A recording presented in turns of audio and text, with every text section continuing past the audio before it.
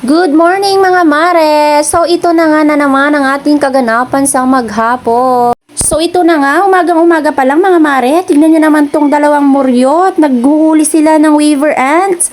Yung malaking langgam mga mare. Tapos sinushoot nila dyan sa may batya. Tignan mo to, ang lakas ng trip nila mga mare. Hindi ko magets.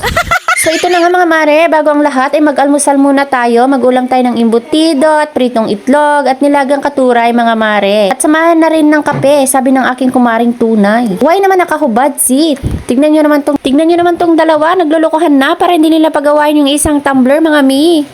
May pakpaakbay pang nalalaman si Aming para hindi kunin ni Z yung tumbler niya. Sa kanya kasi yon. Iniisahan mo na naman si Z.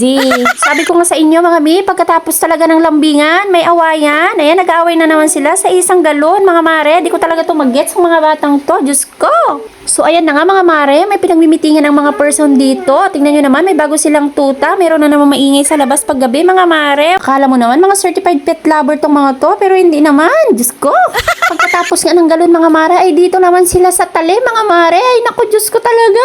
Ito na nga mga mare, na-stress ang kumarin yung tunay, kaya uwi na lang daw sila. Panay hilaan na lang kasi ang nagaganap mga mare. All my bug are packed, I'm ready to go, sabi ng kumari kong tunay mga mare. Para hindi kayo ma-stress at hindi sumakit yung ulo nyo mga mare. At kung may kagat kayo ng lamok o anumang insekto dyan, bili na kayo ng Terra Puppy. Maganda to mga mare, nakaka-refresh, may calling effect. PM is the key pa rin mga mare ko.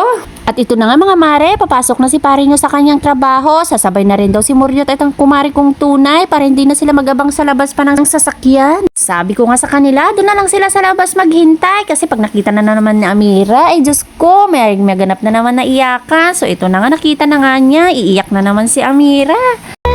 No, tomorrow. Naku, nagkaiyakan na nga.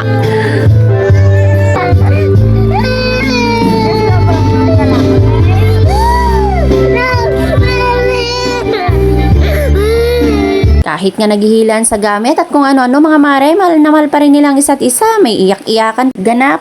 Akala mo isang taon ulit ang hindi pagkikita, bukas na bukas magkikita rin lang naman sila.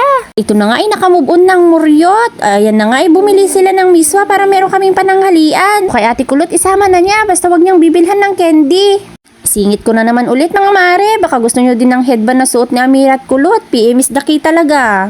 Dumating nga yung parcel ni Kulot dito mga mare. Binilhan ko na nga siya mga mare ng stand phone para naman maging milagro araw-araw. Baka maglinis na siya araw-araw mga mare. Mangga palang may meriendahin natin sa hapong ito mga mare. Tunay ngang buring ang mangga mga mare pag wala kang kasamang kumakain. Hindi masarap ang panglasa mo pag wala kang kaagaw talaga. Hindi ko nga kay Kalo, ubusin na yan lahat. Sa kanya na. Pagkatapos ko nga mare kumain ng mangga, hinahanap ko tong batang to. Nasa kabilang bahay na naman pala. Andun daw kasi si lulo niya mga mare. Kaya tamang tambay lang din tong Muryot na to. Kaya maraming salamat ulit sa panunood mga mare. Samahan nyo kami hanggang dulo.